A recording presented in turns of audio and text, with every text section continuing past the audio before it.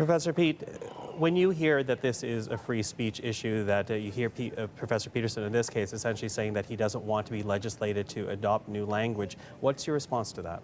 Well, I share a number of Jordan's concerns about freedom of speech and academic freedom on campus. These are both very, very important principles, and they should apply regardless of what kind of politics you like. For example, if you're a left-winger or a right-winger or an up-winger or a down-winger or whatever it is.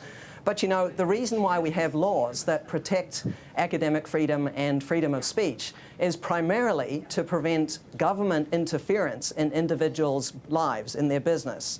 It's there really mostly to protect against a form of structural violence.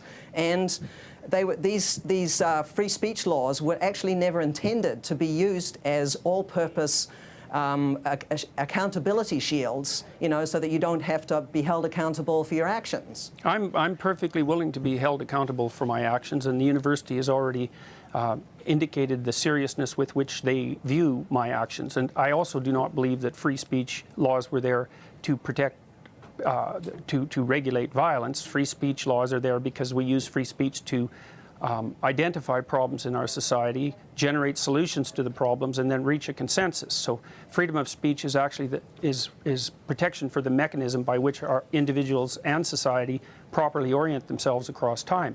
It's not even a principle, it's the fundamental method by which our societies manage to maintain the stability that they do maintain. And it's one of the ways we do that, yes.